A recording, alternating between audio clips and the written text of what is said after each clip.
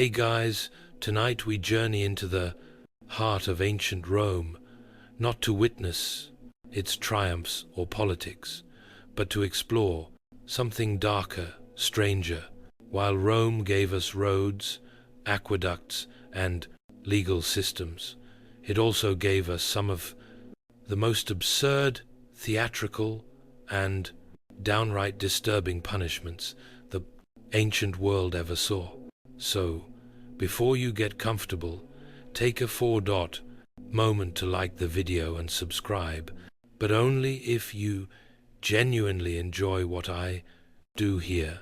And let me know in the comments where you're tuning in from and what time it is for you.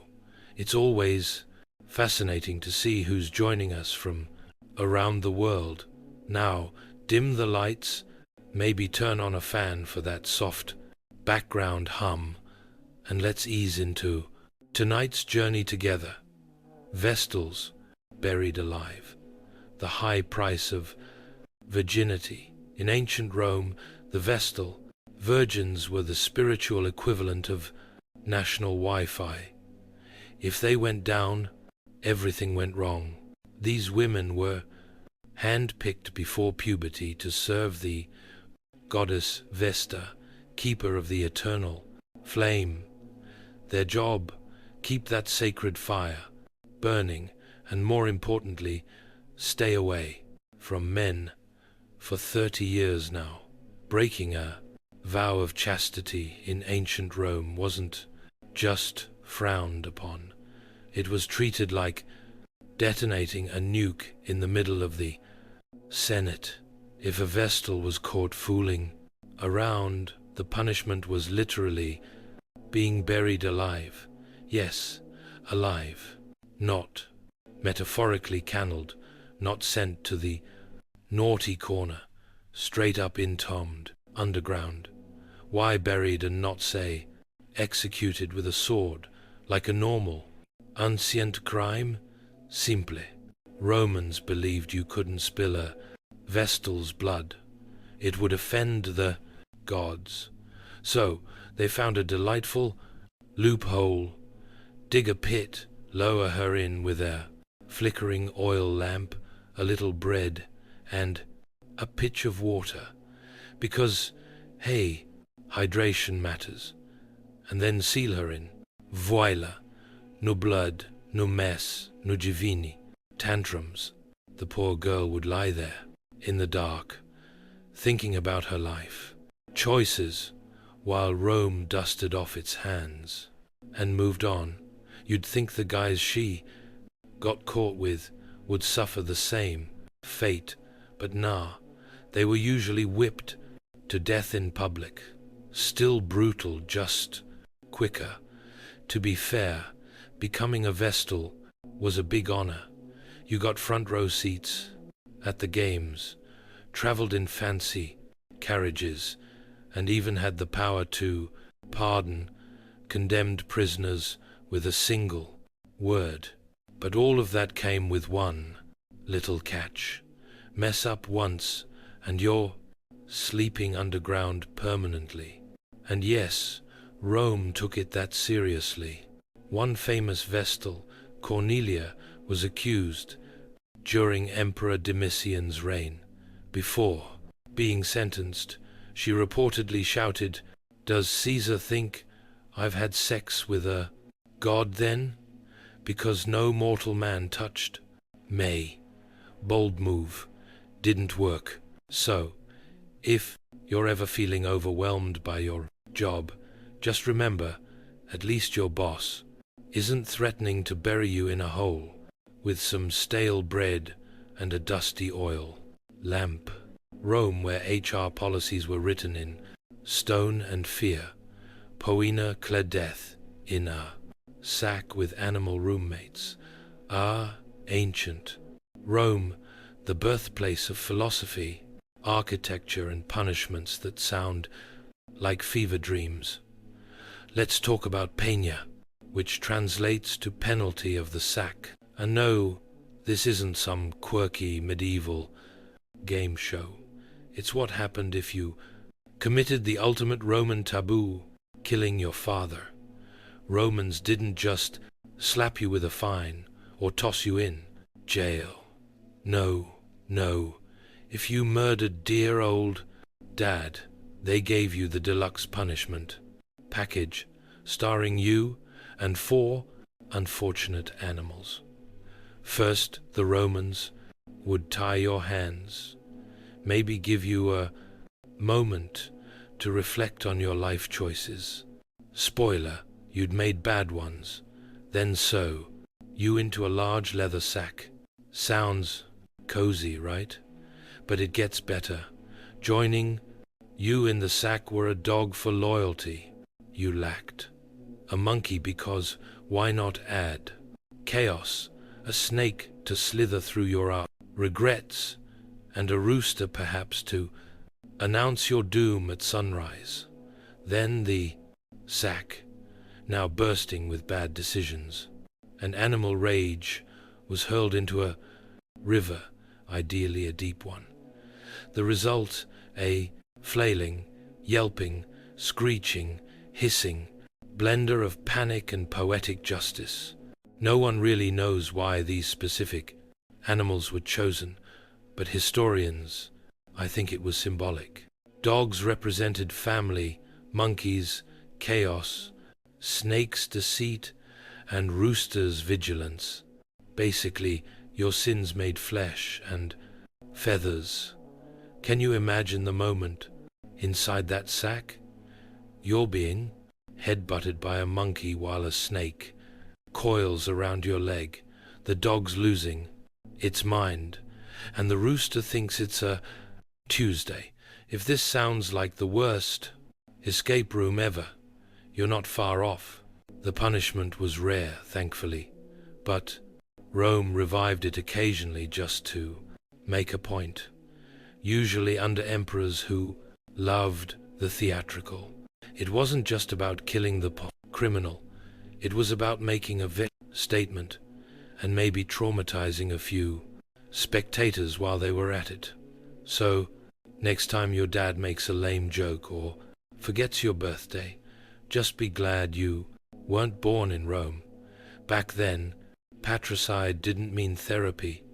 It meant sack time with the serpent circus, crucifixion, but upside down, flipping the script on suffering. When we hear the word crucifixion, most of us think of one thing, a wooden cross, a slow, agonizing death, and a warning to anyone watching not to mess with the state. It was Rome's signature punishment, brutal, public, and humbling, but leave it to the Romans to occasionally throw in a little creative flair. Enter the inverted crucifixion. Yes, upside down, because apparently dying upright wasn't humiliating enough. This method was reserved for special cases. Usually people, the authorities really wanted to make an example of criminals, traitors, and occasionally rebels who insisted on being difficult, even in death. But perhaps the most famous upside-down crucifixion was that of St. Peter, one of Jesus' 12 apostles. According to tradition, when Peter was sentenced to die by crucifixion under Emperor Nero, he made a strange request. Crucify me, upside down. I'm not worthy to die like my Lord. And Rome, being the efficiency machine that it was, said, sure, why not? Now, here's where things get a little intense. Crucifixion was already one of the worst ways to die, combining asphyxiation, blood loss, and total public humiliation. But flipping the body changed the dynamic. Blood rushed to the head. Muscles strained in unnatural ways. Breathing became nearly impossible, and it hurt a lot. Think of it like this. It's the difference between sitting through a boring lecture and sitting through that lecture upside down while someone drives nails into your ankles. Not quite the same vibe, but this wasn't just about suffering. It was about symbolism. An inverted cross became, ironically, a symbol of humility. Peter's choice was meant to show reverence, not rebellion. Unfortunately, that image later got co-opted by horror movies and metal bands, giving it a very different PR spin. The Romans, they didn't care about the symbolism. For them, it was about sending a message. Cross us, and we'll God, make your death as weird and memorable as possible. So the next time you're hanging out, hopefully not literally, remember that ancient Rome could turn any punishment into performance art. Upside-down crucifixion wasn't just death. It was death with dramatic direction, decimation, the original team building, exercise with a twist of trauma. When you think of a motivational speech, you might picture a coach yelling, "We win together, we lose together." But in ancient Rome, the phrase could easily have been, "We march together or 1 in 10. Off you dice."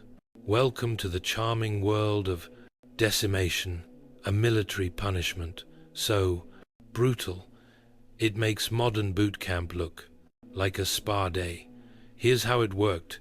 If a Roman unit showed cowardice in battle, tried to desert or mutinied, the commander had a nuclear option, not in the explosive sense, more like the psychological warfare sense.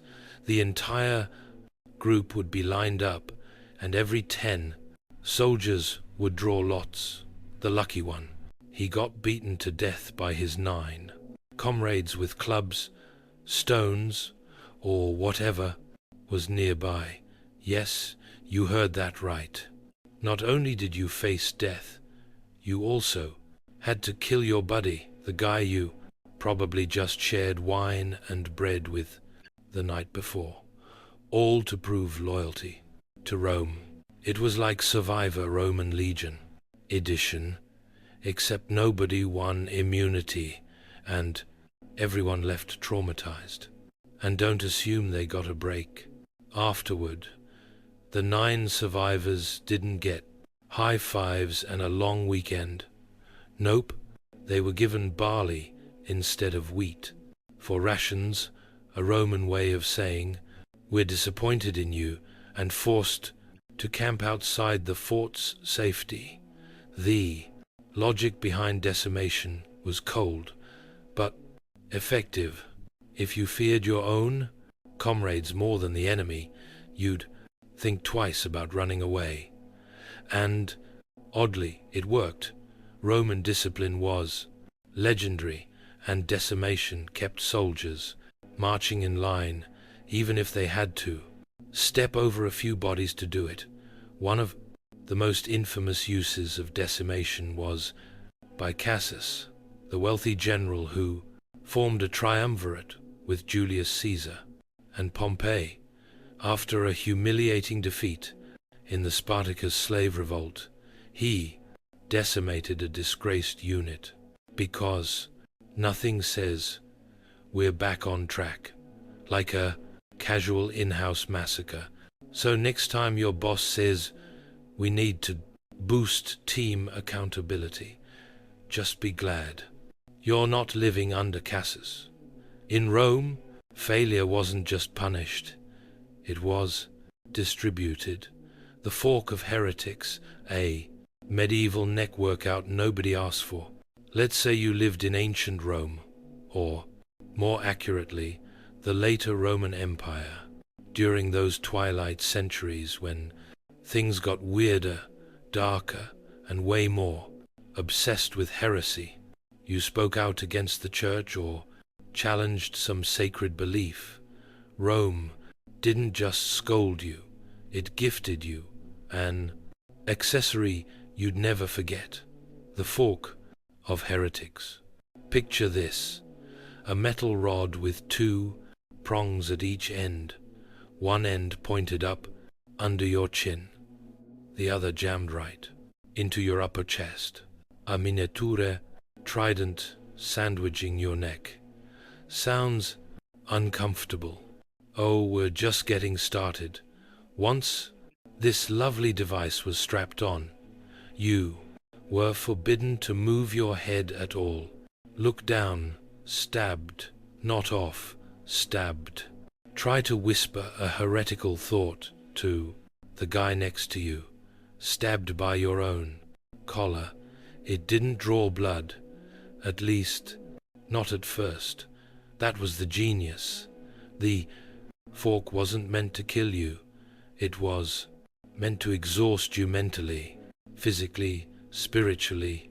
You'd be left standing sometimes for days, straining every muscle just to avoid impaling to yourself. It was like playing a game of don't move, where the prize was not slowly skewing your own throat. And, while we call it the fork of heretics, it was also used on blasphemers, witches, suspected liars, and anyone who annoyed a bishop before breakfast. It was versatile torture, custom fit for silence, stillness, and soul-shattering discomfort. To make things even more theatrical, the fork sometimes had little Latin inscriptions engraved on it. Things like, "I renounce my sin," or "I am guilty," because nothing boosts your confession like being slowly impaled by typography. What's wild is that this punishment wasn't even one of Rome's most extreme. It was more of a starter pack for sinners. No blood, no public execution, just quiet suffering and internal panic. A sort of intro course in agony, heresy, ibai, ling-e. So, if you've ever tried to hold in a sneeze during a serious meeting, imagine doing that for 3 days straight, with iron poking at your throat. In Rome, silence wasn't golden. It was enforced with 2 rusty prongs and a neck cramp from the gods, thrown from the Tarpeian Rock, Rome's original unfriend button. Forget passive, aggressive texts or dramatic social media unfollows. In ancient Rome, if you betrayed the state, they didn't just cut you off, they threw you off a cliff. Welcome to the Tarpeian Rock, a jagged 80 feet drop on the southern face of the Capitoline Hill, just a short stroll from the Roman Forum. It wasn't just a scenic viewpoint. It was where the Republic took out the trash by launching traitors straight off it. And, yes, it was just as theatrical as it sounds.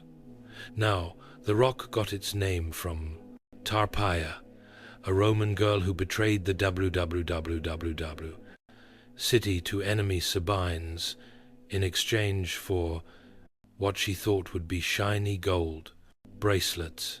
The Sabines, ever the literal thinkers, crushed her with their shields.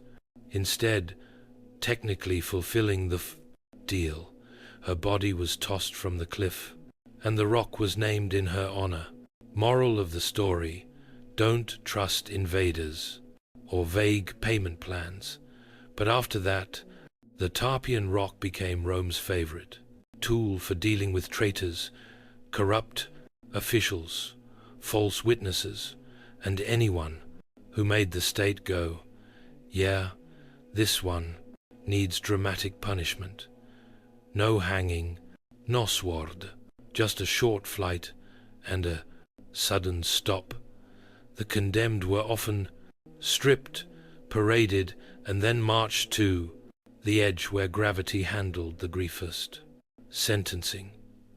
And yes, there was usually a crowd, nothing like a good old-fashioned execution to spice up market day. It was public, it was final, and it was symbolic. You weren't just dying, you were being removed from the city, physically and spiritually. The ultimate cancel culture Rome edition. Interestingly, the rock sat just a stone's throw away from the temple of Jupiter, which meant that if you lied to the gods or the state, your final moments included a front row view of heaven briefly. Over time, more elaborate punishments came along. Lions, crucifixions, burning tunics, but the Tarpeian rock remained a classic, elegant in its simplicity, brutal in its message. So next time someone says they really threw him under the bus, remind them the Romans did it first. No wheels, just stone and betrayal echoing through the hills. Damnio ad bestias, death by lion, applause optional. Welcome to the Colosseum, stone, sweat, and 50,000 roaring fans. Ancient Rome's version of the cable TV, today's main event, Damnio ad bestias, or as we'd call it, being fed to wild animals while everyone eats snacks. This punishment, meaning condemnation to the beasts, was Rome's go-to for criminals, traitors, prisoners of war, and most tragically, Christians who wouldn't bow to imperial gods. And, make no mistake, this wasn't just about death, it was about spectacle. Rome didn't believe in boring executions. They believed in theater. The condemned were tossed into an arena where hungry lions, leopards, bears, or sometimes even elephants were waiting. But here's the twist. Rome, being Rome, they often dressed the victims up first. That's right. They turned their deaths into morality plays. One unlucky soul might be dressed as Orpheus, only to be mauled mid-leer solo. Another might play a mythological villain like Prometheus, only for birds to peck at him in accurate reenactment. It was entertainment, justice, and religious propaganda all rolled into one fur-covered disaster. You might ask, did they even have a chance to defend themselves? Absolutely not. This wasn't a trial. This was a death sentence wrapped in applause. The crowd came to see blood, and if the lions were sleepy that day, no problem. Romans had tricks, like poking them with hot irons or starving them for a couple of days beforehand. Showtime must go on. And remember, this wasn't limited to hardened criminals. You could end up in the arena for theft, political dissent, or even being on the wrong side of religious law. The only thing standing between you and lion lunch, favor from a very generous emperor. But don't get the wrong idea. This wasn't just sadism. It was calculated. A warning to anyone watching. Step out of line, and this could be you. Rome, ruled by fear and felines. In time, the Christian martyrs flipped the script, turning beastly death into a badge of honor. But for most, damnatio ad bestias was less about glory and more about gore. So the next time you grumble about jury duty, be glad it doesn't involve dressing as a myth and dodging leopards, forced suicide with honor when Rome let you die with dignity. Kinder in ancient Rome, getting a death Sentence didn't always mean you were dragged to the arena or tossed off a cliff. Sometimes, if you were lucky, or rather politically connected, you got a special kind of punishment. Forced. Suicide. Sounds contradictory, right? We're not going to kill you, but we strongly suggest you do it yourself. Here's how it worked. If you were a senator, a noble, or just someone high enough in Roman society to own more than one tunic, and you managed to offend the emperor, maybe by plotting a coup, maybe just by existing too confidently, you'd receive a quiet visit. A scroll would be delivered, a polite message from the emperor, and it would go something like this: "You have dishonored the state. Please take the honorable route out." Translation: kill yourself by sunset, or we'll do it for you and make it nasty. The upside: if you complied, your family got to keep your property. Your name might even be left unblemished in the records. Maybe it was the Roman version of a severance package with blood instead of paperwork. This wasn't considered a humiliation. It was viewed as noble. In fact, many elites saw it as a final act of control, a chance to write their own ending sometimes. Literally, think warm bath, a blade to the wrist, and a final monologue, very on brand for Rome's love of drama. The philosopher Seneca, the younger, famously faced this fate. Accused of being part of a conspiracy against Nero, possibly falsely, he was told to end things himself. He slit his wrists, then his ankles, but the bleeding would always kill you. Sometimes they just let you do it beautifully. The wooden donkey, when sitting, became a crime. If you've ever complained about an uncomfortable chair, ancient Rome would like a word, because one of their more imaginative punishments involved a piece of furniture, the now infamous wooden donkey, or as it should have been called, the pain pony of doom. This device wasn't an actual donkey, of course. It was a tall, narrow, sharply angled wooden beam shaped like an enderdiz A-frame with a razor-thin peak. The condemned, usually thieves, slaves, or rebellious soldiers, were forced to straddle it.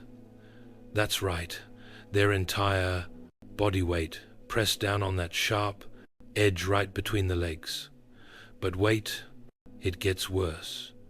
To really drive the point home, pun intended, weights were often tied to the person's ankles. Gravity did the rest.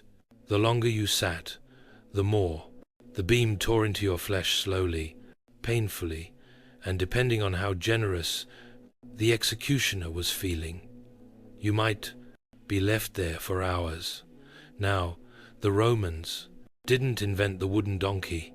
It likely came from earlier Middle Eastern torture traditions. But oh, did they embrace it with flair. Because if there was one thing Rome loved, it was punishment with pageantry. This wasn't always a death sentence. Sometimes it was just used as a very persuasive form of public humiliation.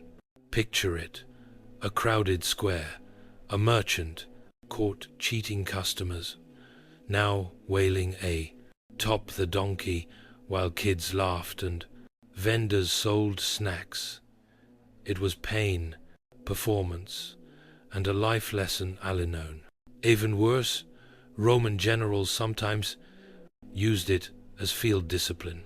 Soldiers who disobeyed could find themselves straddling the donkey as a reminder to follow orders, because nothing says morale booster like internal bleeding. And yes, there were occasional modifications. Some donkeys were metal, some had spikes. One record even mentions a heated version because apparently Rome was taking feedback and innovating on the fly. It was humiliating, it was brutal, and it turned the simple act of sitting into a punishment that could scar you for life, physically and mentally. So the next time your office chair feels a bit stiff, just remember at least it's not a sharp triangle, and no one's tying rocks to your feet. In ancient Rome, bad posture wasn't your biggest problem. The furniture was. Branding the face, when your mug shot, was permanent. In a world without ID cards, background checks, or Google searches, ancient Rome had a simple solution for keeping track of criminals. Just burn it onto their face. Yes, we're talking about branding, not the kind companies do with logos, but the kind where your actual forehead becomes a crime label. And if you were a thief, runaway slave, or repeat offender, congratulations. You now had a permanent facial feature that screamed, "Do not trust this guy." The branding was usually done with a heated metal rod, pressed into the skin with the gentle mercy of a blacksmith on a deadline. Letters like F for fur, thief, or C for calumnia, false accuser, were scorched onto your forehead or cheek. Think of it as the ancient Roman version of a one-star Yelp review, but on your skull. And this wasn't done in some private back room. Oh no, branding was public, a spectacle, a lesson. The idea was, humiliate the criminal, and others will. Think twice. It wasn't just punishment.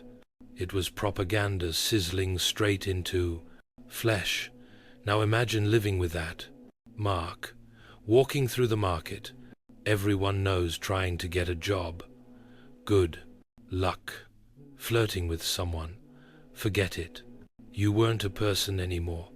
You were a walking crime scene. Runaway slaves were especially targeted. Many were branded with the letters thug, short for fugitivus, meaning escapee, and if they ran again after that, harsher branding, or worse.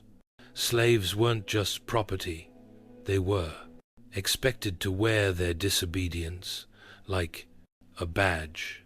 Some clever folks tried to remove or disguise the marks through cuts, tattoos, or even makeup, but Rome, ever prepared, made those acts punishable. 2. Tampering with your brand was like trying to Photoshop your criminal record. Didn't fly. Later, emperors like Constantine tried to tone it down, suggesting brands be placed on the hands or legs instead of to the face. But even then, the point was the same: permanent shame. So the next time someone says, face your consequences, just be glad they don't mean that literally, because in ancient Rome, they didn't just remember your crime, they made sure your face did too. Ton removel for blasphemy. Say goodbye to small talk. In ancient Rome, freedom of speech was conditional. You could praise the emperor, debate philosophy, and recite poetry. Just don't blaspheme. Because if you bad-mouthed the gods, insulted the emperor, or whispered the wrong words in the wrong ears, you might find yourself on the receiving end of a punishment. That's both literal and horrifying. Tongue removal.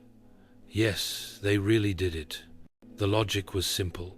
If your words were dangerous, Rome would silence you permanently.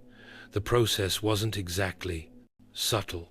There was no anesthesia, no sterile tools, just forceps, iron, and pain.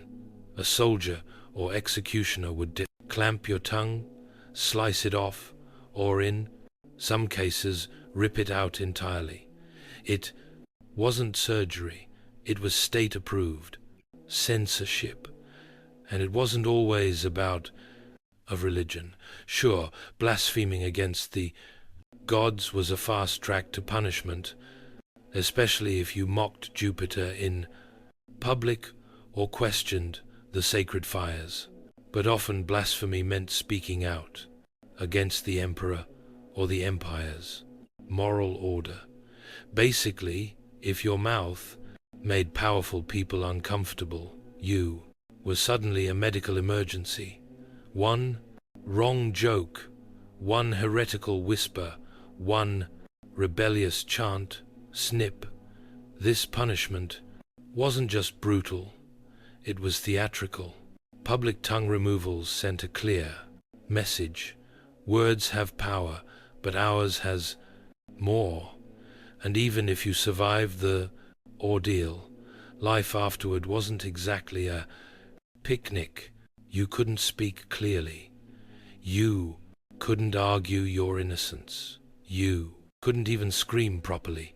It was isolation through mutilation, a scarlet letter carved not into your letter, skin, but into your silence.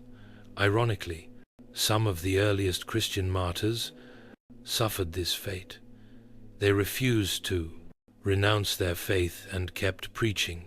Rome couldn't silence their ideas, so it went for the messenger, literally. Of course, the Christians then turned these stories into tales of divine courage, which only made the Romans more furious. If you're thinking this sounds extreme, remember Rome was obsessed with control, and there's no better way to control a person than by cutting out their voice. So, next time someone tells you to hold your tongue, be thankful. It's just a figure of speech. Because in ancient Rome, they meant it. Breaking on the wheel when your bones became art. If you thought the Romans were running out of creative ways to destroy a person, allow us to introduce the wheel, also known as the breaking wheel, or for those with a dramatic flair, the Catherine wheel, named later in medieval times. It was less an execution and more a macabre sculpture session using the human body as raw material. Here's how it worked. First, the condemned was tied to a large wooden wheel, arms and legs spread like a grisly human starfish. Then, an executioner, armed with a heavy iron bar, would begin the real work, smashing the limbs one by one, slowly, deliberately. The goal wasn't to kill right away. Oh, no. The goal was to shatter the bones while keeping the victim alive, snap the arms, crush the thighs, twist the ankles so they no longer looked like ankles. The body would fold unnaturally, becoming a grotesque display of pain and precision. But the pièce de resistance, the broken body, was then woven through the wheels, spokes, limbs bent and threaded like a nightmarish macro project. Sometimes the wheel was hoisted up on a pole like a flag of warning. Other times it was left to spin gently in the wind, because why not add ambience? This wasn't just about punishment, it was public messaging.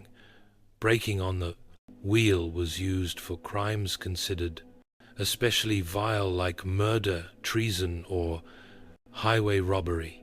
It said to the crowd, "This is what happens when you step too far out of line, and you didn't just you decayed in full view." Survivors. Rare. But here's the twisted twist. If someone did survive the ordeal, say they were still breathing after a day or two, they were sometimes shown mercy with a final blow to the chest or neck. Sometimes, as horrifying as this sounds, the punishment outlived Rome. Medieval Europe loved it so much, they turned it into an art form, adding spikes, fires, and dramatic scripts. Rome had simply set the stage. So next time you think your commute is rough, remember at least you're not strapped to a wooden wheel, becoming the centerpiece of a public bone gallery. In Rome, justice wasn't blind. It was bold, brutal, and built for maximum exposure. Execution by hot ash, death by the grainy slow burn. When it came to killing creatively, ancient Rome always had something simmering, literally. Enter one of its lesser known but deeply disturbing punishments. Execution by hot ash. It's not as famous as crucifixion or the lions, but it might just be one of the slowest and most psychologically terrifying ways to die ever devised. No swords, no bloodshed, no quick release, just ashes, heated, suffocating, and endless. This gruesome method is credited, unsurprisingly, to Emperor Nero, a man who treated executions like performance art. In one recorded instance, Nero had an enemy buried up to the neck in a pit. So far, classic Rome. But instead of beheading or stoning him, Nero added a twist. A funnel was inserted into the man's mouth, and hot ash was slowly poured in. Not boiling water, not fire, ash. At first glance, it seems harmless. Ashes are soft, right? But here's where the genius horror kicks in. The ash is scorching. It clogs the throat, sears the lungs, and suffocates from within. It doesn't kill fast. It chokes slowly, gradually.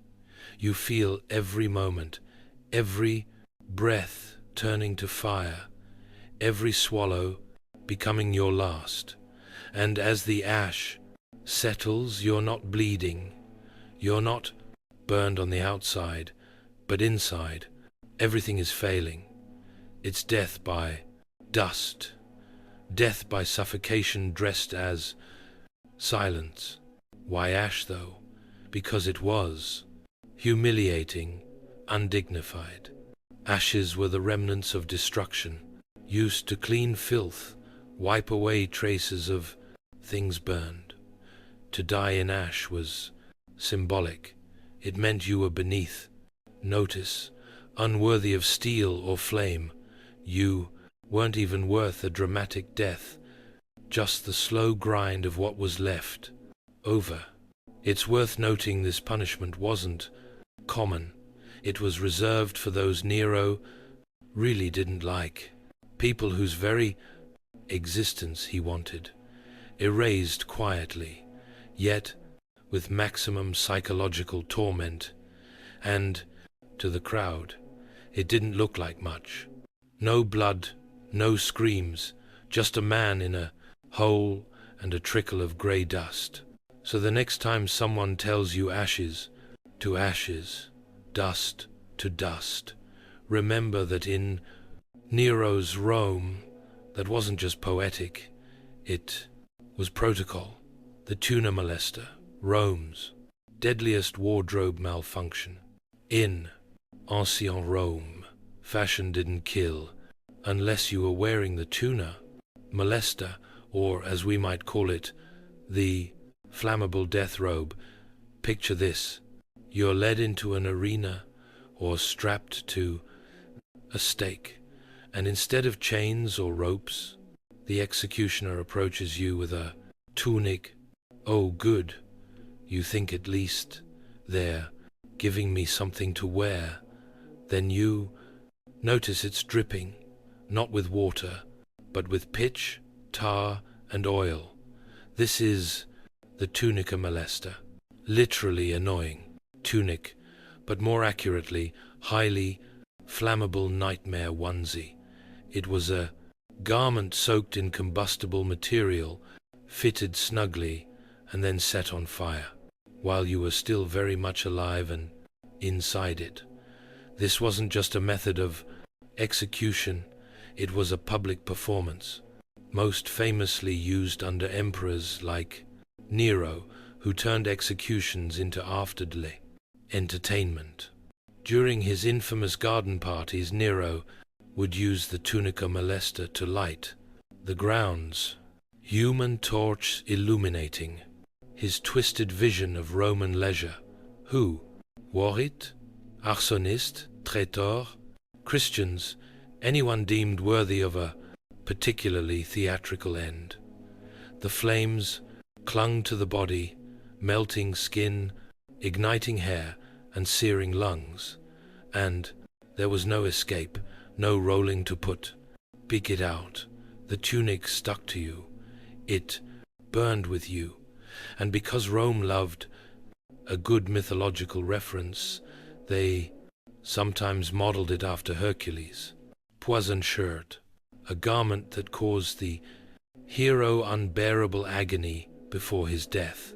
Rome didn't just kill you, they made it poetic.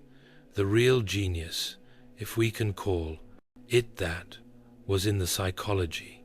You weren't just dying, you were displayed, shrieking, flailing, engulfed in fire, while crowds watched. It sent a message, clearer than any stone inscription. This is what happens when you cross the empire. Some records even suggest music was played during the burning. Nero reportedly plucked his lyre as the flames rose. Talk about a hot performance. So, if you ever complain that your clothes are uncomfortable or too tight, be glad they're not soaked in oil and part of a public execution ceremony. Because in Rome, fashion didn't just make a statement. It screamed, damnio, memoriale.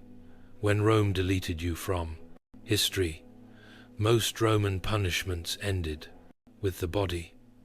But some, they reached further into memory, into legacy, into obliteration. This is damnio memoriale, the condemnation of memory, Rome's most haunting punishment of all. Because what's worse than death? Being forgotten on purpose. If you were an emperor who embarrassed the state, a general who rebelled, or a senator who fell too far from grace, Rome might not just kill you, they would erase you completely. Statues smashed or defaced, inscriptions chiseled out, portraits painted over, your name struck from official documents, coins, and monuments. If you had achievements, they were reassigned. If you had supporters, they were silenced. And the most devastating part, it worked. Many of the people subjected to damnatio memorial were powerful, known, feared. Yet today we don't even remember their names, because Rome was that good at deletion. Whole reigns vanish into silence. It's historical vaporization. One of the most famous examples was Emperor Gaeta, brother of Caracalla. After Caracalla had him assassinated in their own mother's arms, no less, he didn't stop there.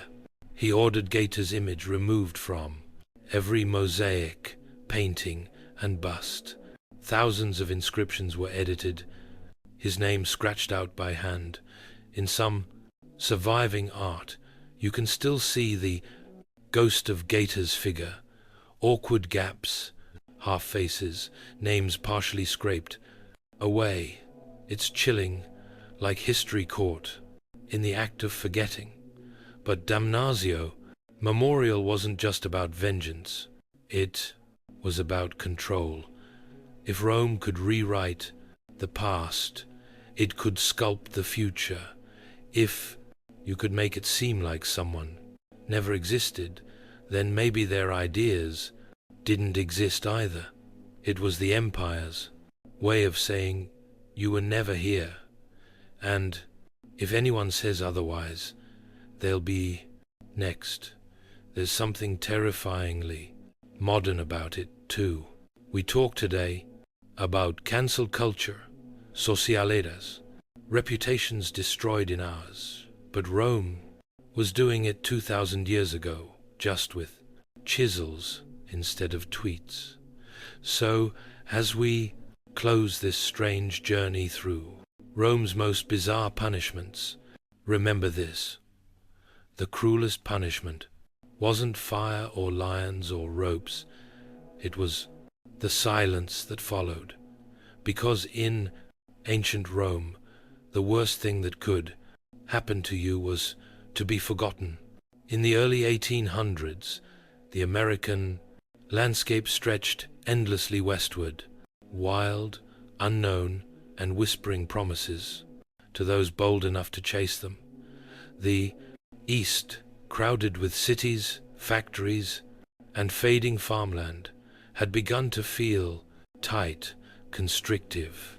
But the West, that was the dream. A blank canvas with just enough danger to make the paint stick. It began as a whisper in taverns, in church pews, around dinner tables. Stories of open land, of rivers that shimmered like silver, of valleys that bloomed without effort. The Louisiana Purchase in 1803 had more than doubled the size of the young United States. Suddenly there was space, unimaginable space, and it belonged to no one. Or so the government claimed. For many, the West was more than a direction on a compass. It was a fresh start, a place where your name didn't carry your debts, where nobody asked where you were from, only what you could do with your hands. It called to dreamers and desperados alike, farmers looking for new soil, widows seeking peace, and adventurers chasing legends carved out of campfire tales. There were no highways, no guarantees, and no second chances. Every journey westward began with uncertainty. Would the wagons survive the mountains? Would the river freeze too soon? Would there be food on the other side? And yet tens of thousands went, entire families with infants swaddled in flour, sacks and grandmothers tucked between crates of salted pork, set off into the unknown. To go west was to gamble everything, but to stay behind felt like surrendering to a life of limits. The frontier wasn't just a place on a map. It was a test of will, of grit, of the ability to carve order out of chaos, using nothing but timber, steel, and raw hope. And as the sun sank behind endless prairies and mountain ridges, casting long shadows on wagon wheels and weary faces, one thing was clear. America's story wasn't written yet. It was being dragged slowly westward, one rickety mile at a time. Before the pioneers could brave the wild frontier, they had to build a vessel that would carry not just supplies, but their entire future. Enter the covered wagon, the backbone of the westward migration. It was no stage, coach, or fancy carriage. It was a wooden box on wheels held together by sweat, hope, and iron nails. Most families didn't build wagons from scratch, they bought them or modified existing carts. The most famous type was the Conestoga, but on the frontier, something smaller, lighter, and cheaper was needed. That became the prairie schooner, so named because its canvas top, billowing in the wind, looked like a ship sailing across grassy seas.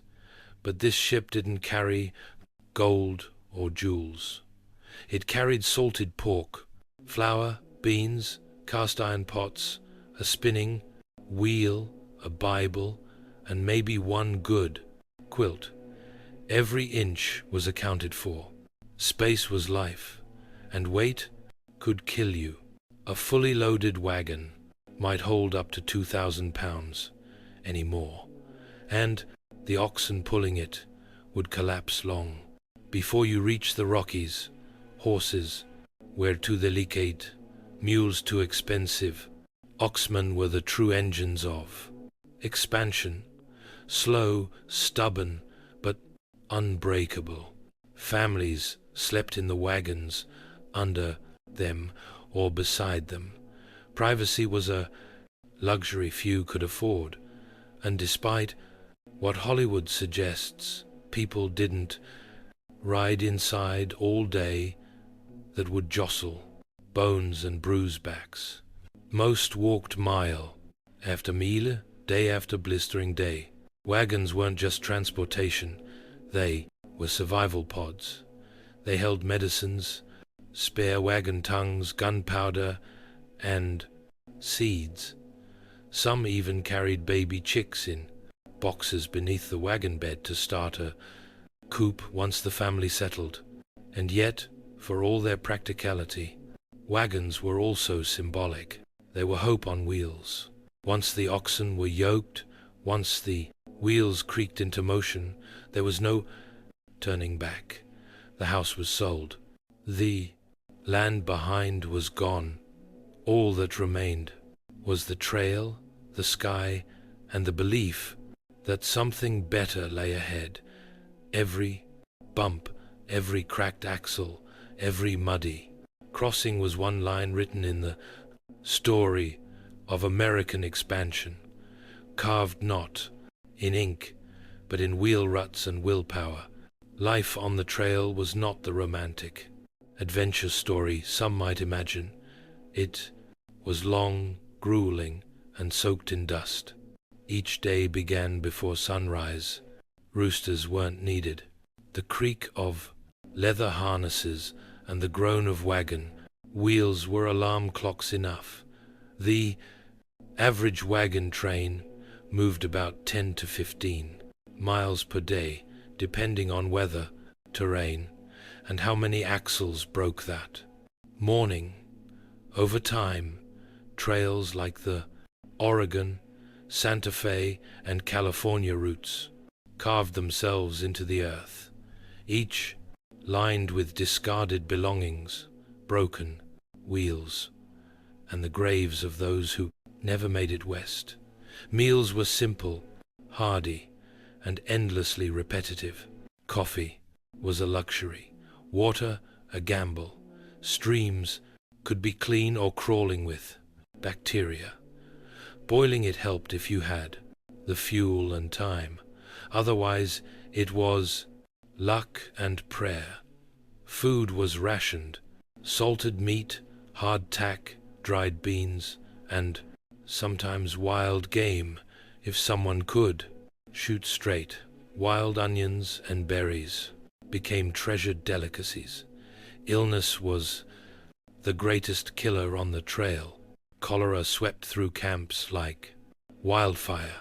It came from contaminated water and killed quickly within hours. Sometimes dysentery, scurvy, and snake bites took others. There were no doctors, only home remedies and hope. Sometimes hope wasn't enough.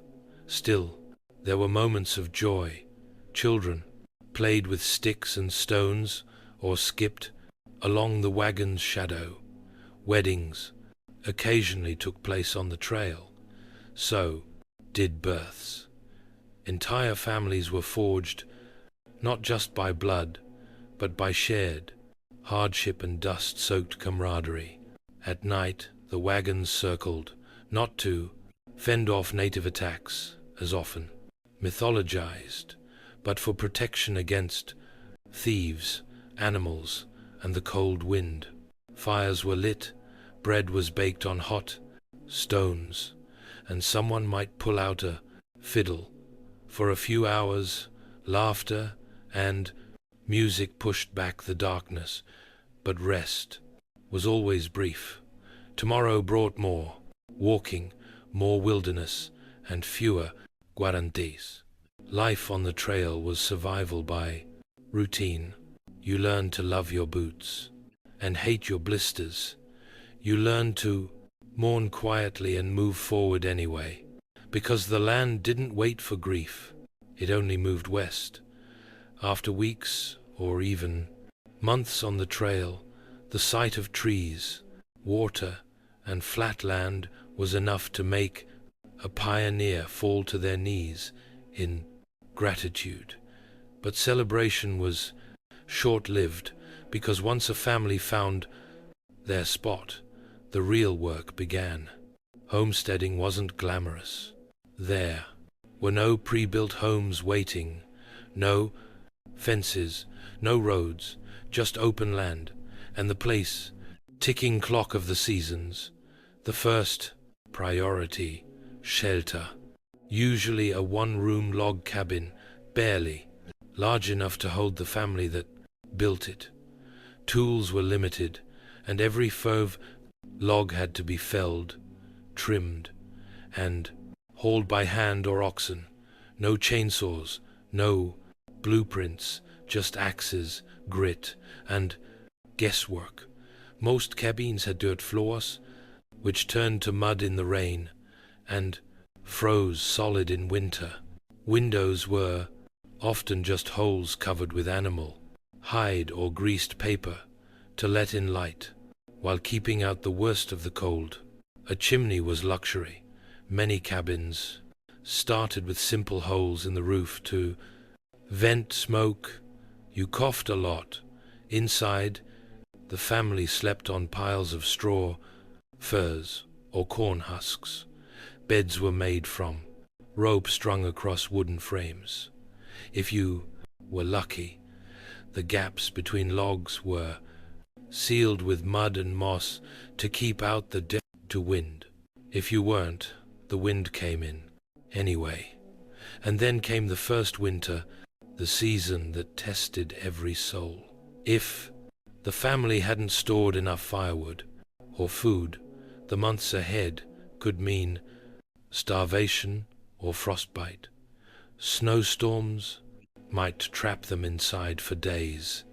Coyotes howled in the dark. Wolves circled, but still the frontier spirit endured. Families made candles from animal fat. Children learned to patch clothes and cook over open fires. They read from the Tire Bible by firelight. They wrote letters home if there was a place to send them.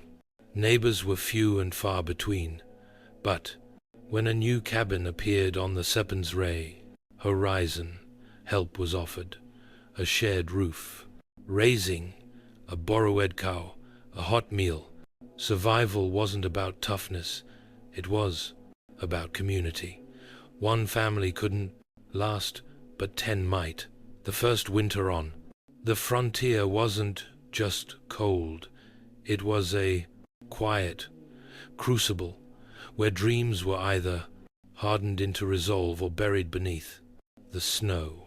On the American frontier, strength wasn't measured in muscle alone. It was measured in endurance, sacrifice, and quiet, relentless courage. And no one embodied that more than frontier women. Forget the dainty damsels of dime novels. These women were warriors in aprons. The moment they stepped off the wagon, they became builders, farmers, midwives, butchers, doctors, and teachers, all wrapped into one. If something needed doing, they did it because there was no one else. They woke before dawn to churn butter, bake bread, and milk cows, all before most men even rubbed their eyes. They planted gardens, preserved food, tended to livestock, and swed everything the family wore, often from scratch.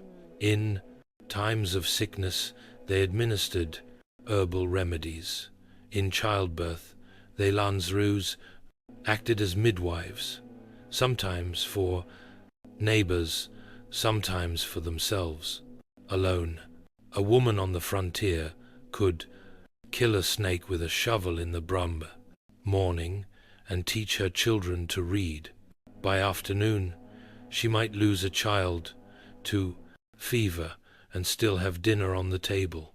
By sundown, guns were no stranger to their hands if their husbands were away or gone for good. Women defended the homestead with whatever was available. Rifles, axes, frying pans. There are stories of women fending off wolves, outlaws, and even raiders, all while holding a baby on one hip. Loneliness was the enemy, too.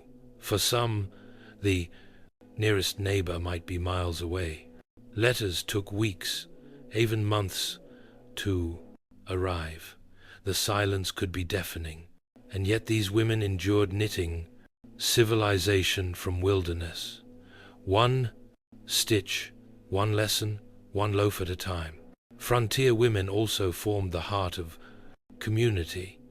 They organized barn raisings, cared for sick neighbors, and hosted Sunday gatherings when churches were still only blueprints. When towns finally sprang up, it was often the women who insisted on schools, libraries, and law. They weren't background characters in the story of the frontier. They were the backbone, uncelebrated, overworked, and often overlooked, yet impossible to forget once you knew their strength. So the next time you picture the Wild West, don't just think of cowboys on horses. Think of a woman, hair pinned back, sleeves rolled up, shotgun by the door, and cornbread in the oven. For every wagon that rolled westward, for every cabin raised and field plowed, there was already someone there. The American frontier wasn't empty. It was occupied by hundreds of indigenous nations who had called the land home for centuries, even millennia. From the Great Plains to the Pacific coast, the land was deeply woven with native life, hunting grounds, sacred sites, migration, paths, rivers filled with meaning. But to the U.S. government, and to most pioneers, this wasn't seen as home. It was seen as potential. And so began a long, painful unraveling of promises. The U.S. government signed treaty after treaty with native tribes, agreements that promised peace, land rights, and resources. But almost every one of these treaties was broken. As settlers poured westward, tribes were pushed back, then pushed again.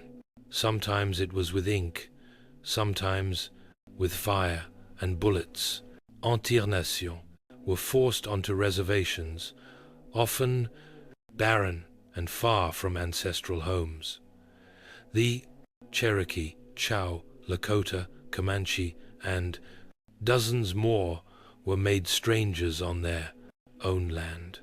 Some native groups tried diplomacy, others resisted. Armed conflicts erupted. The Black Hawk War, the Sand Creek Massacre, Little Bighorn. But even when native warriors won a battle, they lost the war. The government simply kept coming with troops, with railroads, with settlers, hungry for space and willing to claim it at any cost. It wasn't just a land grab, it was cultural erasia. Children were taken from families, sent to boarding schools where they were punished for speaking their languages. Sacred traditions were outlawed. Native identity was treated as something to be erased, civilized, or rewritten. And yet, through it all, indigenous peoples survived. Their languages were whispered in secret. Their songs were sung in defiance. Their stories passed down like living fire. The romantic image of the frontier often forgets this cost, but the truth remains. Westward expansion was not a triumph for all. For many, it was a slow, devastating march of loss. To understand the American frontier is to hold both truths at once: the grief, resilience of pioneers, and the tragedy of the people they displaced. Because history, like the land itself, holds more than one story. On the American frontier, law and order arrived late and sometimes not at all. In many newly settled towns, there were no police, no cuirasses, and no jails. Justice was less about due process and more about who had the loudest voice, the fastest draw, or the biggest gang behind them. In short, the law on the frontier wore many faces, and not all of them were good guys. At first, it was the vigilantes who stepped in. Citizens committees would form when a crime was committed, a horse stolen, a shop robbed, or worse. They held makeshift trials in saloons or under trees, and if guilt was assumed, punishment came fast. A bullet, a rope, or being run out of town with a warning and a bruised ego. Eventually the towns grew, and with them came lawmen, sheriffs, marshals, and deputies. Names like Wyatt Earp, Bat Masterson, and Wild Bill Hickok became legend. Some were brave, some were crooked.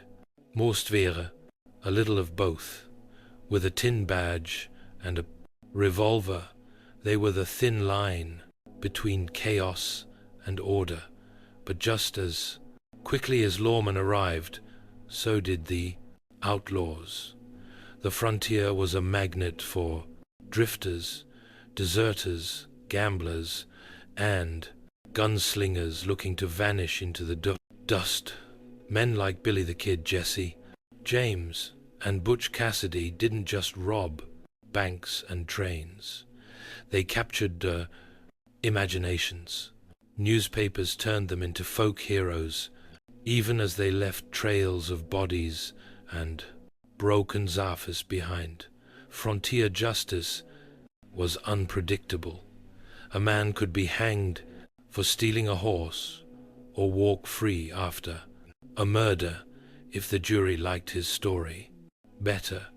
Bribes worked, so did threats, and sometimes justice was just revenge and a fancier hat. Even the courtroom, when it existed, was often little more than a general store with a judge who also ran the hardware counter. Despite the chaos, or maybe because of it, frontier communities slowly built systems of law. Judges replaced vigilantes, prisons replaced tree limbs, but the myths never died, and maybe they never will, because on the edge of the known world, justice wasn't blind. It was armed, dusty, and didn't ask twice. At first, The American frontier moved at the speed of a wagon wheel, slow, creaky, and weather permitting. But by the mid to late 1800s, the silence of the prairie was shattered by a new sound, the steam whistle. The arrival of the railroad changed everything. Suddenly, journeys that once took months by wagon could be completed in days. The Transcontinental Railroad, completed in 1869, connected east to west in a steel embrace that transformed the frontier from wilderness into a corridor of commerce. Settlers flooded in, towns popped up overnight beside new depots, and goods, everything from stoves to sewing needles, arrived by train, no longer hoarded or handmade. For pioneers, the railroad meant survival. It meant medicine could arrive before a fever turned deadly. It meant crops could be sold beyond the local market.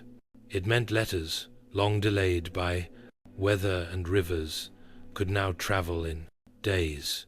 The frontier became less of a gamble and more of a calculated risk. But the railroad didn't come alone. Alongside it ran the telegraph wire, thin humming strands of copper that stitched the country together with dots and dashes.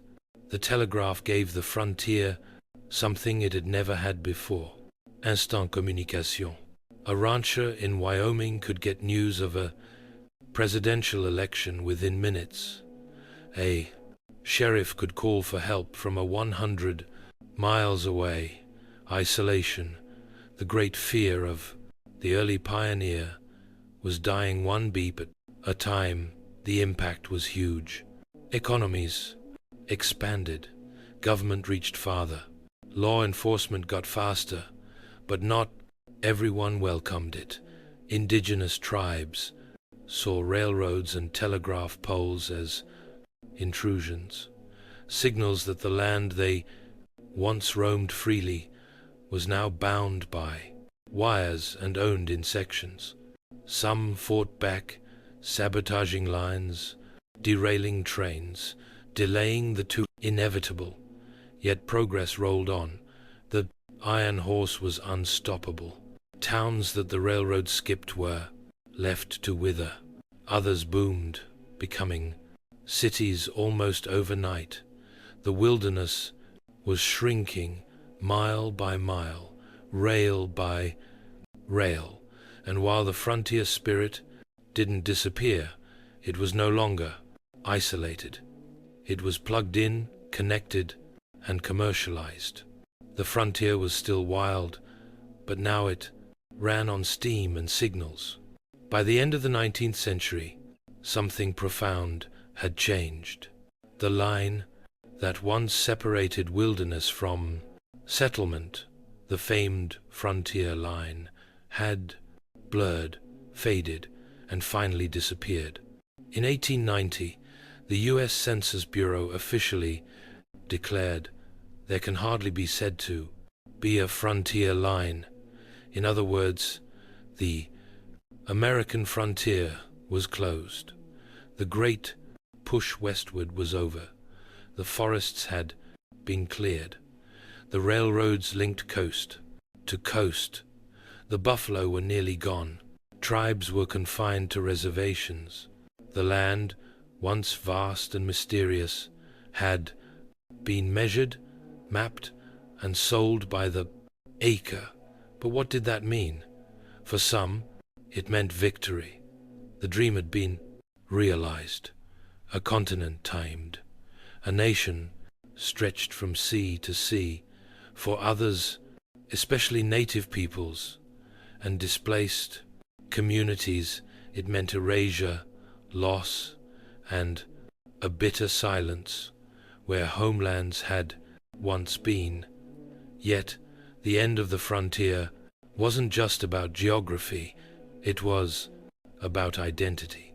The rugged individualism, the myth of the lone pioneer, the campfire stories of heroism and hardship.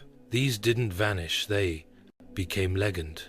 Writers like Frederick Jackson Turner argued that the frontier had shaped the very soul of America, its democracy, its grit, its restlessness. The frontier taught Americans to adapt, to survive, to rely on themselves and their neighbors. It gave birth to the cowboy, the log cabin president, the gold rush, prospector, all icons woven into the fabric of national myth. But the reality was messier. The frontier was sweat, dirt, disease, and death. It was brave and brutal, hopeful and unjust. It was full of contradictions, and its legacy remains a reflection of that tension. Today, the frontier lives on, not in geography, but in spirit, in the idea that pushing into the unknown, whether it's land, science, or space, defines what it means to be American. The wagons no longer roll. The cabins are museums. The trails are highways. But if you listen closely, you can still hear echoes in the prairie wind, carried on, stories passed down from those who dared to go farther. The American frontier didn't vanish. It became the foundation. Near 'em, before there were instruments, there was rhythm. The beat of a foot on earth, the beat of a foot on earth, clap of two hands, the thump of a heart in a quiet chest. Music did not begin with wood or string or bone. It began with the body. It began with breath. Tens of thousands of years ago, long before writing, agriculture, or architecture, early humans found something extraordinary and sound. In caves and on plains, around fires and in forests, they discovered that certain movements, a stomp, a shout, a whistle, could stir emotion, call attention, or even comfort fear. Music, it seems, is not a cultural invention. It is a biological instinct. Imagine a small group of hunter-gatherers huddled in the flickering light of a fire. One begins to hum a low-rising tone. Another claps in rhythm. A third starts to mimic bird calls. There are no words, just sound. And in that moment they are no longer just individuals surviving the elements. They are connected. They are human. Before the flute, before the drum, sound itself was sacred. Many anthropologists believe that early music may have emerged from imitation, copying animal calls for hunting, or mimicking natural sounds to communicate across distances. But at some point, these sounds crossed the line from utility to expression. A rhythm became more than a signal. It became a language of emotion. A hum became a lullaby. A scream became a song. There's a theory that music came before language, or at least alongside it, that before we spoke, we sang. Infants, even today, respond more instinctively to tone and melody than to speech. Something about pitch, rhythm, and vibration is hardwired into us. We didn't just invent music, we remembered it. And perhaps most beautifully, these first sounds weren't reserved for the Fokting elite or the gifted. They were universal, a shared experience of early humans across continents. Music was made in Africa, Asia, Europe. Anywhere there were voices and hands and something to strike or shake. Before the ruse, First flute was carved from bone. Before, strings were stretched and drums were skinned. Humans already knew sound could move the soul. And that was just the beginning. In the chill of Ice Age Europe, where mammoths roamed and glaciers carved the land, a quiet revolution took place, not in tools or fire, but in sound. Somewhere in a cave, an early human picked up a hollow bird bone, bored a luffer, few holes into it, and blew. Out came a dance, tone, pure, haunting, intentional. This was no accident. This was the birth of the musical instrument. Archaeologists have uncovered bone flutes dating back over 40,000 years, making them some of the oldest known instruments on Earth. Found in sites like the Hole Fels Cave. In Germany, these flutes were made from vulture wing bones or mammoth ivory. Not easy materials to work with, but their makers took the time to carve finger holes at precise intervals, allowing for a range of notes. That precision tells us something profound. This wasn't random. It was music, structured, repeatable, crafted for expression. Why did they do it? Perhaps the sound mimicked birdsong, a call to nature.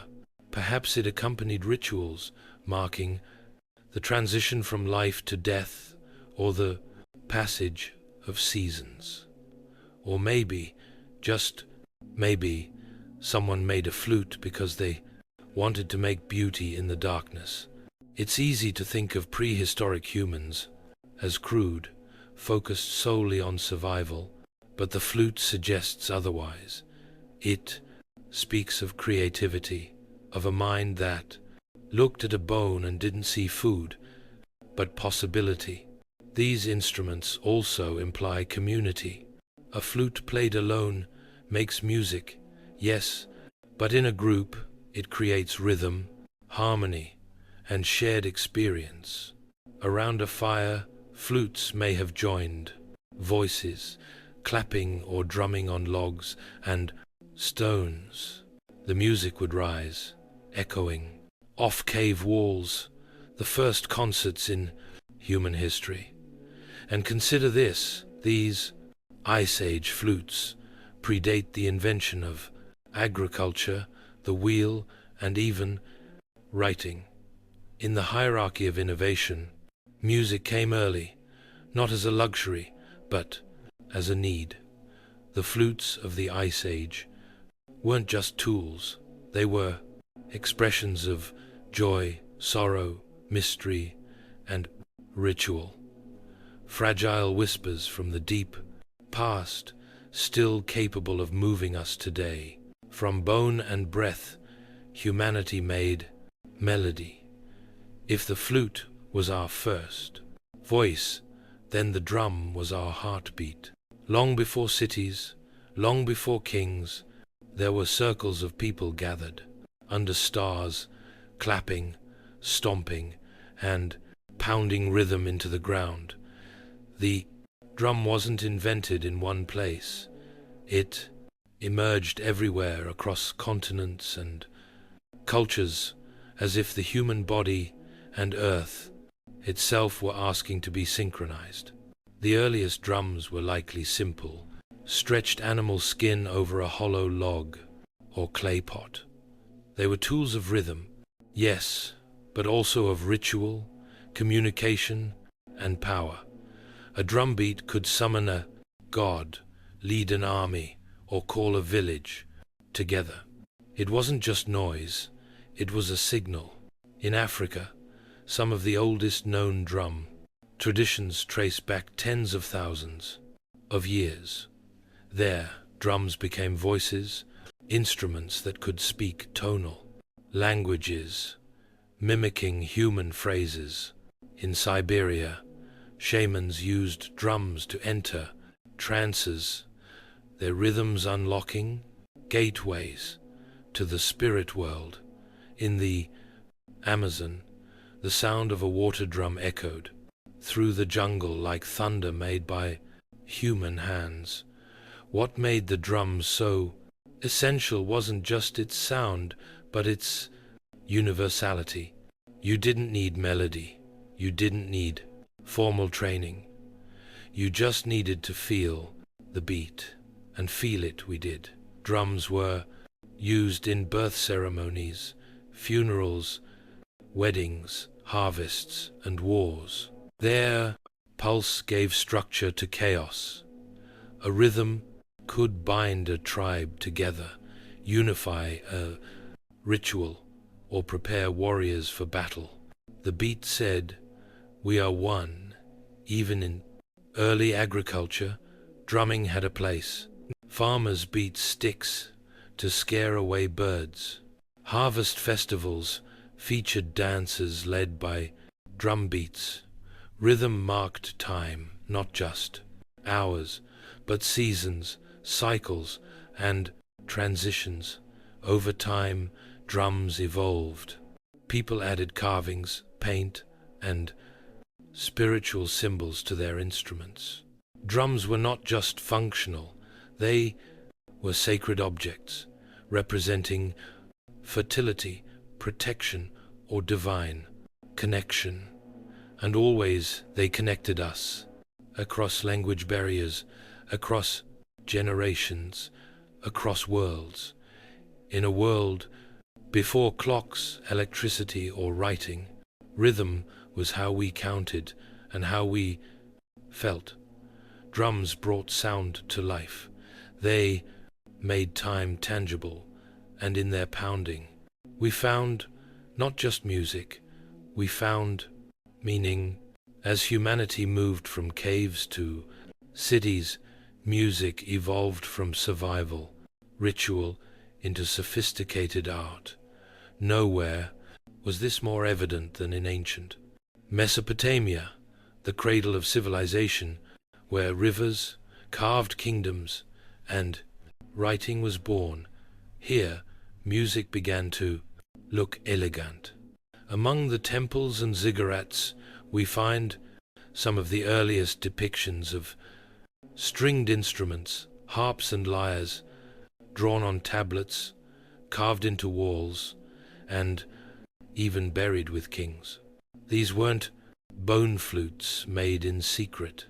They were crafted with care, adorned with gold, silver, and lapis lazuli, their curves as graceful as their sound.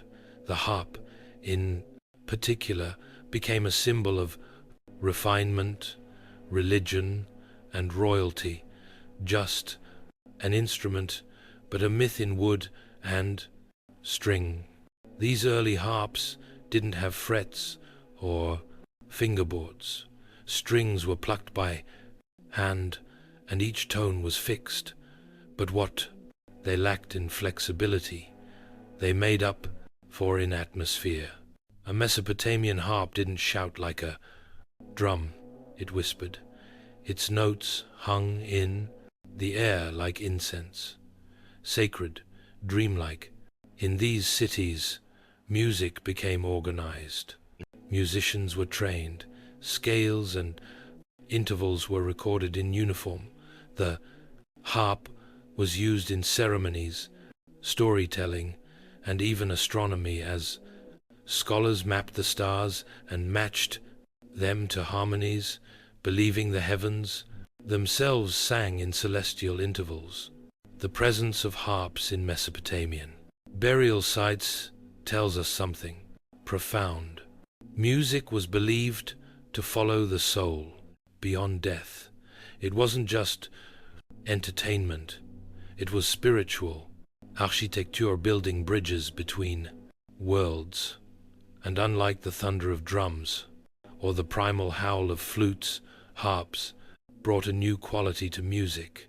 Intimacy, soft, thoughtful, deliberate. For the first time, perhaps sound was not just for the gods or the tribe. It was for reflection, With a stretched string and a wooden frame, Mesopotamians gave voice to silence, and from that silence the first melodies of civilization were born. In ancient Egypt, music wasn't just an art, it was a divine language. The Egyptians believed that music was a gift from the gods. According to myth, it was the goddess Bat, later merged with Hathor, the goddess of joy, fertility, and music, who first brought song into the world. And so music became more than melody. It was ritual, identity, and spiritual architecture resonating through temples, tombs, and marketplaces alike. Unlike the primal flutes of prehistory or the ceremonial harps of Mesopotamia, Egyptian music blended ritual precision with everyday life. Workers sang to keep rhythm as they built pyramids. Fishermen sang to the Nile. Priests performed hymns during sacred rites. Women played framed drums and rattles during childbirth and funerals, moments of beginning and end. The most iconic Egyptian instruments were harps, lutes, lyres, sirens, and flutes. Harps evolved from simple angular shapes to large, curved decorative pieces with long, arched necks, symbols of status as much as sound. Some had up to 22 strings crafted with such elegance that they appear in tomb paintings still vivid 3,000 years later. The system, however, held a unique place, a type of rattle with metal rods that jingled when shaken. It was closely associated with goddess worship, especially that of Hathor and Isis. The sound wasn't meant for amusement. It was meant to awaken the divine, to shake off evil, and to protect the soul during ceremonies. Musicians in Egypt weren't always commoners. Some were priests or priestesses serving in temples through music. Others were court musicians, entertaining pharaohs and foreign dignitaries with songs praising gods, kings, and legacy. Music also bridged worlds. In funerals, songs and chants guided the soul through the underworld. Tombs of the wealthy often included lyrics and even illustrations of instruments and musicians, as if to ensure the departed would be accompanied by sound in the afterlife. For ancient Egyptians, music was eternal. It honored the gods, unified the people, and reminded them of cosmic order. Mahat rhythm wasn't chaos. It was the heartbeat of the universe. In Egypt, to make music was to echo the sacred. To the ancient Greeks, music wasn't just an art form. It was a science of the soul and of the universe itself. While other civilizations used music in ritual and celebration, the Greeks asked a deeper question. Why does sound move us? And their answer was found not just in poetry or philosophy, but in mathematics. Enter Pythagoras, the philosopher best known today for his triangle, but who also played a monumental role in the origins of music theory. According to legend, Pythagoras passed a blacksmith's shop and noticed something strange. The sound of hammer strikes changed depending on the size and weight of the hammers. This inspired an on-10 experiment with strings. He discovered that when a string was divided in simple ratios, like 1.22 or 2.3, it produced consonant harmonious tones. This revelation birthed the idea of the harmony of the spheres, the belief that the cosmos itself operated on mathematical ratios, and that music was an echo of universal order. Every plucked string wasn't just a note, it was a mirror of the heavens. Greek instruments reflected this philosophy. The lyre, a small harp-like instrument, became a symbol of civilization and education. Poets like Homer and Sappho were often depicted with one in hand. The owoes, a double reed pipe, provided the wild emotive contrast played in dramas, rituals, and sometimes in war. Music in Greece was deeply tied to ethics and character. The philosopher Plato believed different musical modes could influence the soul, some inspiring courage, others promoting laziness or chaos. He advocated for strict musical education to shape ideal citizens. In his view, the wrong scale could be as dangerous as poor governance. But for the Greeks, music wasn't about entertainment alone. It was medicine. It was morality. It was mathematical perfection vibrating through flesh and air. They laid the foundations for music, theory, notation systems, and acoustics. Their understanding of intervals, scales, and harmony would echo for centuries through Roman, medieval, and modern thought. In Greece, music became more than sound. It became a bridge between reason and emotion, between numbers and beauty, a place where the soul could both calculate and soar. If Greece gave music its philosophy, Rome gave it volume. In the Roman world, music was about function, form, and force. It accompanied festivals, religious ceremonies, gladiator games, and most famously, the battlefield. Where the Greeks saw music as a bridge to the divine, the Romans saw it as a tool of order and empire. One of the most iconic instruments of Roman power was the cornu, a massive curved brass horn shaped like a G and often taller than the soldier who carried it. The cornu wasn't for melody, it was for command. Its blast signaled troop movements, battle charges, and retreat, orders across noisy battlefields. Roman generals didn't just shout, they orchestrated war. Alongside the cornu was the tuba, no relation to the modern one, a straight trumpet that could cut through the chaos of combat. Together, these instruments helped keep the Roman army, the most disciplined force in the world, moving in sync. Imagine tens of thousands of soldiers marching in time to the brassy, haunting calls of these ancient horns. It wasn't just organization, it was psychological warfare. But Roman music wasn't all military. In temples, tibia, double flutes accompanied sacred rites. In arenas, music opened gladiator games, not unlike a modern national anthem before a sporting event. At banquets, lyres and hydraulis, an early water-powered pipe organ created ambience for elite guests.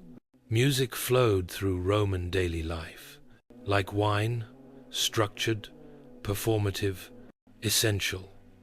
They borrowed heavily from the Greeks, but reworked everything to fit their own ethos. Where Greece emphasized individual expression and introspection, Rome emphasized public spectacle and control. Music was entertainment and propaganda. And when Rome absorbed Egypt, Judea, Gaul, and beyond it, absorbed their sounds too. Roman music became a mosaic, blending African rhythms, Eastern melodies, and Mediterranean instruments into something vast and ever-evolving. Yet, unlike Greek philosophers, Roman thinkers wrote little about the theory of music. They played it, used it, marched to it, but rarely analyzed it. For Rome, sound was a means, not a mystery. In the end, Rome didn't refine music, it amplified it, until even the farthest provinces heard the beat of the empire's drums. While the West marched to the rhythms of empire, the East was exploring something else, the soul of sound.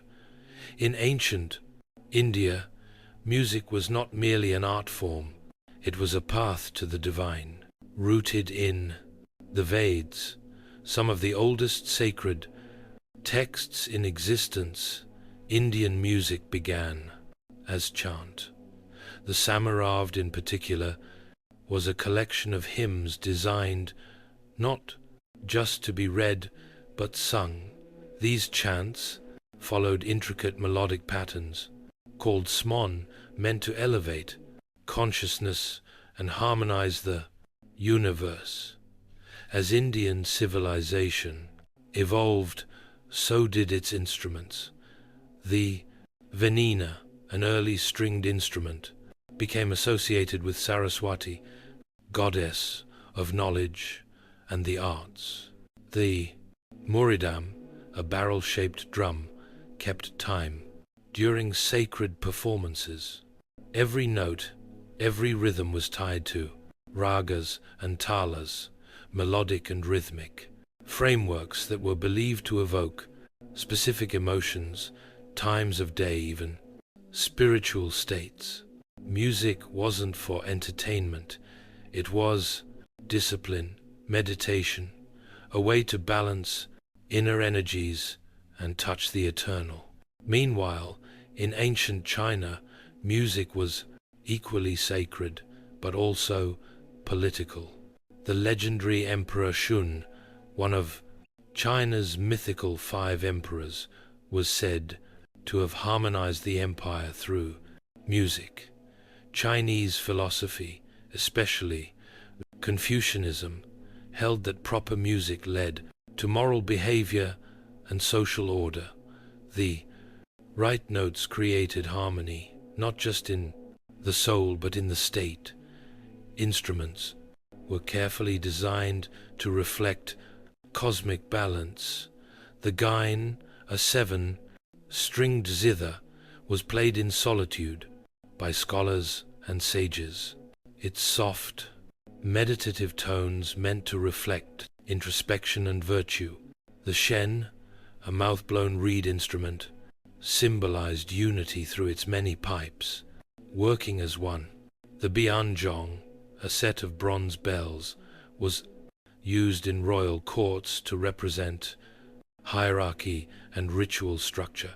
Chinese music was tuned to precise, mathematical intervals that matched natural cycles, aligning humanity with the heavens. In both India and China, music was not separate from life. It was life, a mirror of the cosmos, a code of discipline, a sacred pulse.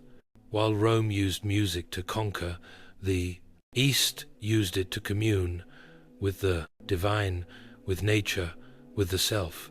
From the thrum of bone flutes in Ice Age caves to the shimmering strings of Mesopotamia, from Egyptian cists that summoned gods to Chinese zithers that calmed emperors.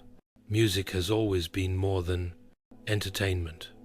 It is a language without borders, a force that predates empires and outlasts them. But why has music endured when so many other inventions have faded? Because music speaks directly to something we can't explain, the emotional center of our being.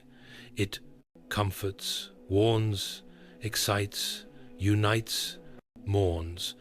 It's what a lullaby offers to a crying child, what a funeral drum says when words fall short, what a national anthem stirs before a battle or a game. Music is intuitive. A melody from the Andes can move someone in Africa. A drum beat from a Polynesian island might feel familiar to someone in Scandinavia. It's not the notes we recognize, it's the feeling they carry. And music is flexible. It adapts, it absorbs, it survives colonization, migration, war, and revolution. Instruments cross oaths, songs change languages, scales evolve, but the core remains rhythm, tone, expression. Across history, we've used music to define identity. Tribes, nations, religions, revolutions, all have had their songs, but we've also used it to transcend identity, to collaborate, to connect. Music doesn't require a shared tongue. It only requires ears and a heart that listens. Modern science now confirms what ancient wisdom intuited. Music alters brain waves, reduces stress, and triggers memory. Alzheimer's patients, even when words vanish, remember melodies. Soldiers cope with trauma through sound. Babies respond to lullabies before they can speak.